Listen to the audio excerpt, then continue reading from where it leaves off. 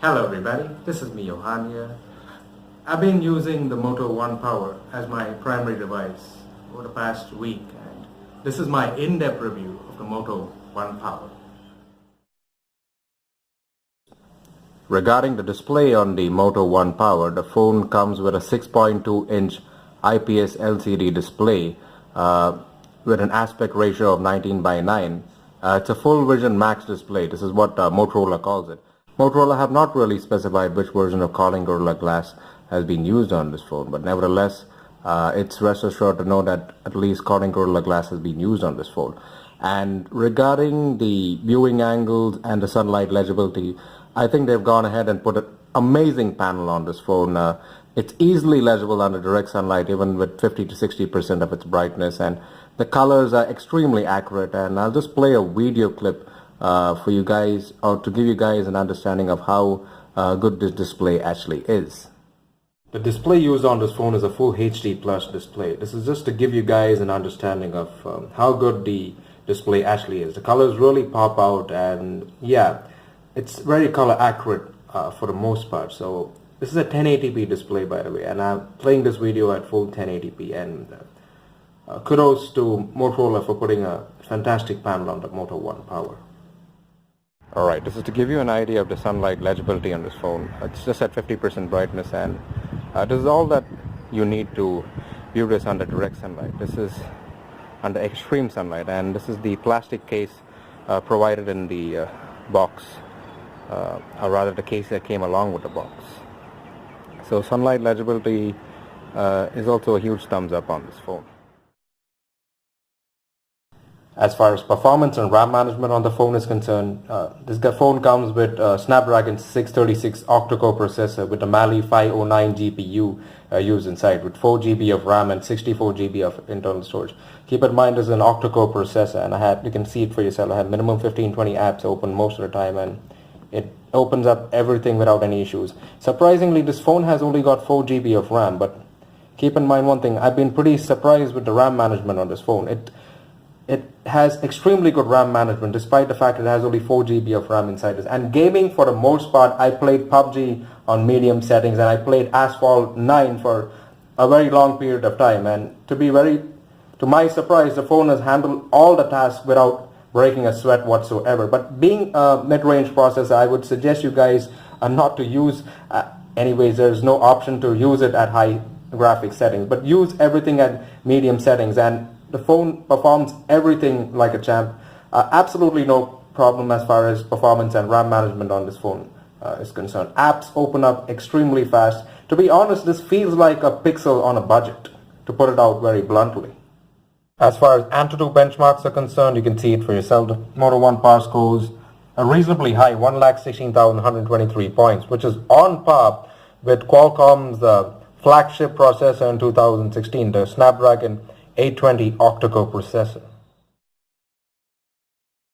As far as call quality and reception on this phone was concerned, I have just one word to say. Keep in mind one thing, it's a Motorola. I tested it extensively, and I can only say one thing, it's been excellent for the most part.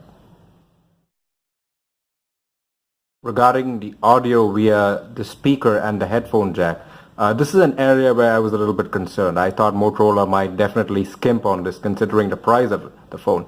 As you guys can see for yourself, this phone comes with a single fairing speaker over here, and to be very honest with you guys, I have been really surprised with the loudness of the speaker. You guys can take a listen to some of the clips I've taken on this. This is with the fan switched off at full volume. You guys can take a listen to it.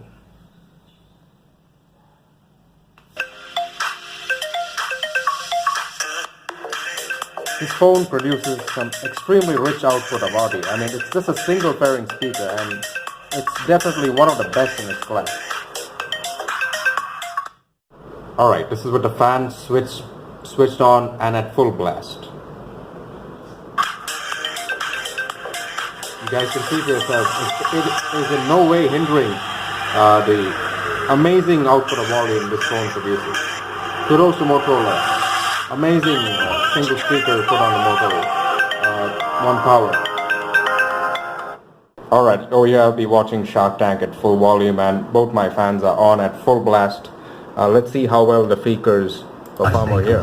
You can see how loud it is. I don't think I want to invest in a business that goes to war with government revenue. I just think it's bad karma for me. I mean, it doesn't matter what I'm playing in the background. I mean, the quality of speakers used on the Moto One Power, the single pairing speakers, are of very high quality and it's a huge thumbs up from my side. But I don't think you're there yet. The quality of audio via headphones was excellent, thanks largely to the Dolby Atmos support. So for a price of around 16,000 rupees, even if you're using the worst quality of headsets, it can produce pretty rich quality audio. As far as software and security patch on this phone are concerned, you can see for yourself, the phone is running on 8.1 Oreo and it's currently on the August security update, August 1st of 2018. Keep in mind one thing, this phone is an Android One device and there is a promised update to Android Pie in the very near future. So as far as software and security updates are concerned, I don't think there should be a problem, and keep in mind we're only in the month of October now. So I think they should be keeping it in line as far as software and security patches are concerned. As far as build quality on this phone is concerned, as you guys can see, it's an all metal build. It's a completely all metal build with the Android One logo embedded right at the back and the fingerprint scanner right over here. They had the Moto logo embedded on it. Two dual cameras at the back, a headphone jack on top along with an IR blaster, which is a good inclusion. And these are the buttons you have over here. The volume button is right on top and the power button right by the side. So right beneath it you have the single fairing speaker right over here, and you have a USB Type-C charging port, which is a very good welcome to the phone. So as far as build quality is concerned, the phone in my opinion is extremely rigid, very strongly built phone. It's a very well built phone, and it's a little heavy due to one fact, because it's got a 5000 milliampere battery inside and it's got an iPhone like notch right on top as well. So yeah, as far as build quality of the phone is concerned, it's a thumbs up because I feel it's well built for the price. And by the side you can see it for yourself over here. This is the SIM tray area. The phone supports dual SIM along with micro SD support, which is a good thing. The only small downside to that is only one SIM can be used on 4G and the other one will need to be used on 3G. And the micro SD card, as far as that's concerned, you can put up to 256 GB of memory inside. As far as the fingerprint scanner on this phone is concerned, it's not the fastest fingerprint scanner out there, but it's extremely reliable. I'll just show it to you. Tap and it opens. It takes about a second to open the screen. Tap again and open. Tap and open. I wouldn't say it's the greatest fingerprint scanner out there, but if there's one thing I can say about it, it's been extremely reliable. Alright, today I'll be testing the phone's battery life on 4G. So time's about 10:16 AM in the morning, so I'll see you guys at the end of the day and let you guys know what kind of stats I get out of this battery.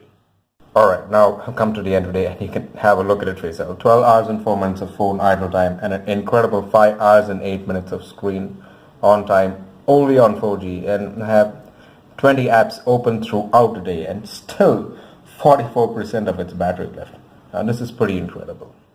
Alright, let's check the phone's idle rain time today. All the apps are closed, 4G and Wi-Fi also off. There's about 44% of the battery left and it's 10:17 PM in the night, so I'll let you guys know how much battery it drains by the time it's morning.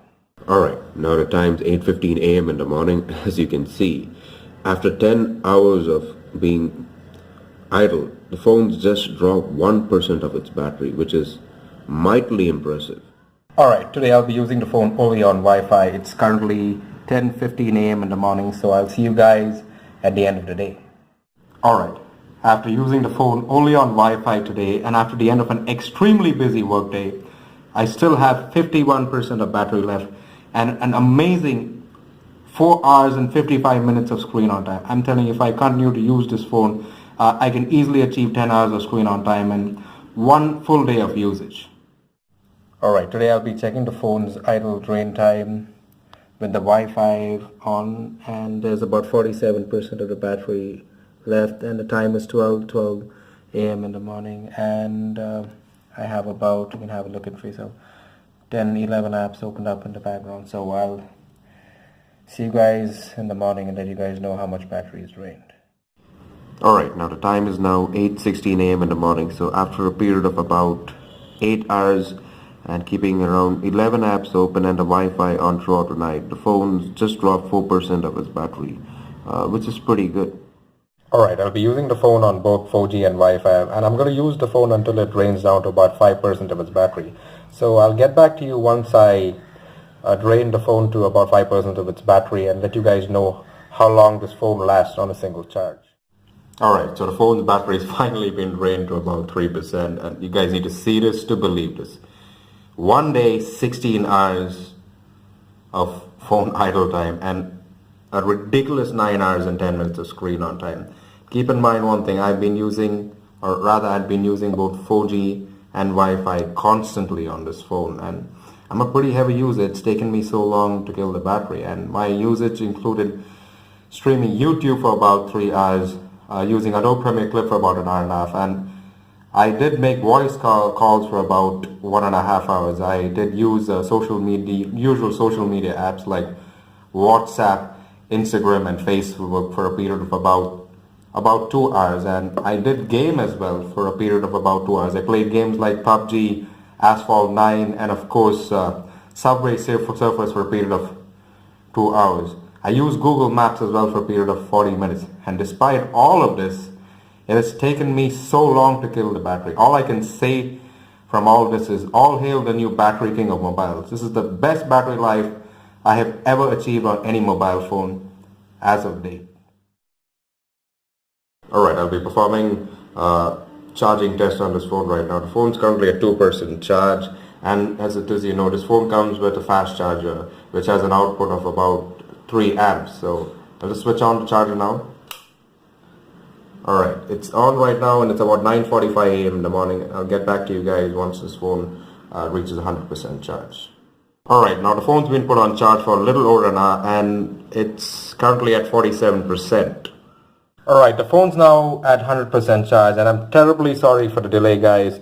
The phone had charged from 2 to 100% by 12:50 a.m. itself. So it took a little over 3 hours to fully charge the phone.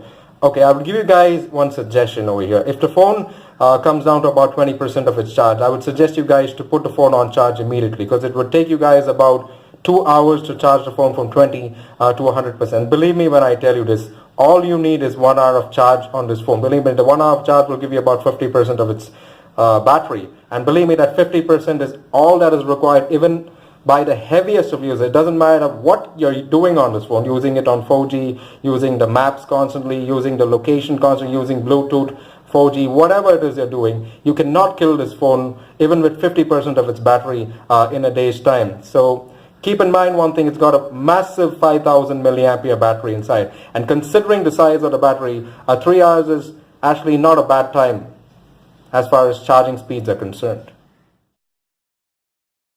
Okay, as far as the camera and video quality on this phone is concerned, now this is an area where Motorola have historically not done extremely well, but I'm happy to report one thing. During daylight, the camera performs admirably well. It comes with a dual camera setup, as you can see for yourself right at the back. The primary camera being a 16 megapixel camera, and the secondary being a 5 megapixel camera, and the front selfie cam is a 12 megapixel camera. During daylight, this camera performs admirably well, but as far as the low light photography on this phone is concerned, I've realized one thing. I took quite a few shots during night, and I realized one thing. It can take reasonable shots, but there's only one thing. You need to be having extremely steady hands. Your hands need to be extremely steady when you take the shots. Otherwise, most of the shots, for example, if you take 10 shots, 6 out of 10 might turn out to be a little bit noisy. So you need to be having extremely steady hands while taking shots during low light.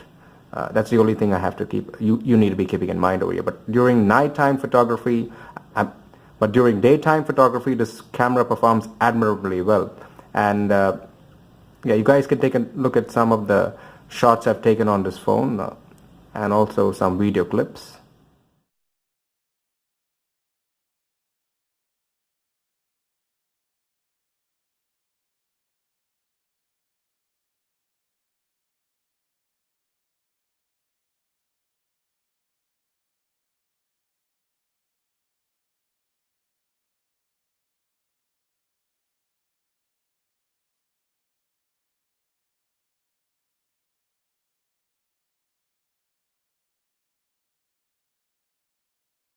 Alright, this is video recording using the front-facing cam on the Moto One Power.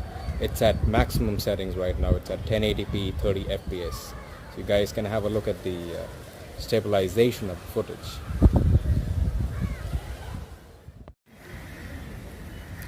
Alright, this is video footage using the rear cam of the Moto One Power. It's at 30 fps and I'm shooting at 4K right now. The footage looks extremely crisp and clear.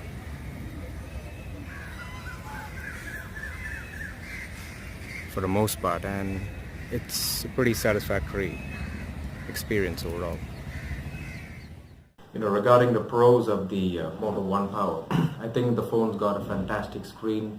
The audio via the speakers as well as the headphones are, I would say, pretty good for the price. And the camera performance, the rear camera and the selfie camera performance is really good during daytime photography. I mean, the pictures are extremely color accurate. Now, regarding the software as well, it is running stock Android software and it is running the Android One program. So you guys will receive software updates for the next 2 years at least. And apart from this, another very big plus point with the phone is obviously the colossal battery use inside. It is a humongous 5000 milliampere battery use inside, and believe me, this is a phone that can last a casual user easily 2 days on a single charge. And apart from this, the performance on this phone has also surprisingly been really good. The Snapdragon 636 octa-core processor is an extremely capable chip. Games ran extremely smoothly. I played PUBG and Asphalt 9 for extended periods of time. There was no hiccup whatsoever. Apps opened up extremely fast. This phone's performance has really surprised me, telling you, if I have to say something about this. And regarding the cons of this phone, I don't feel there are too many cons, but there are a few cons. The number one thing is this, iPhone 10-like design used on the phone, which is, I'm not a very big fan of it, but it's not something that's disturbing. And of course, the notch. Of course, nowadays many phones come with a notch. It's just a matter of preference. Number two thing would be it's the weight of the phone. Keep in mind one thing. It's a little heavier as compared to many phones out there. Keep in mind that's mainly because of the metal build quality and of course the huge 5000 milliampere battery used inside. The low light camera performance on this phone, even though not so bad, could have been a little better, I feel. And another small con I would say is the phone does not support dual 4G. So that means you can only use one SIM on 4G and the other SIM can be used only on 3G. So these are some of the very few cons I had about the Moto One Power. But I feel at 16,000 rupees, I believe this phone is amazing value for money, and it's definitely worth the buy. It's as of now an exclusive only on Flipkart, and it's available as of now only on flash sales. So that's it for me today, guys. I hope you guys really liked the video. If you guys really loved the video, I'd appreciate a thumbs up from you guys. And if you're interested in following me from here on, I would suggest you guys to go and click subscribe to my channel, Living with Tech. And right after that, you guys can go and hit the bell icon just by the side so that you guys get notified with the latest and greatest videos I'll be putting up on YouTube the second day I upload it. So as it is, as always, I wish all of you a tremendous day ahead of you. Ciao for now.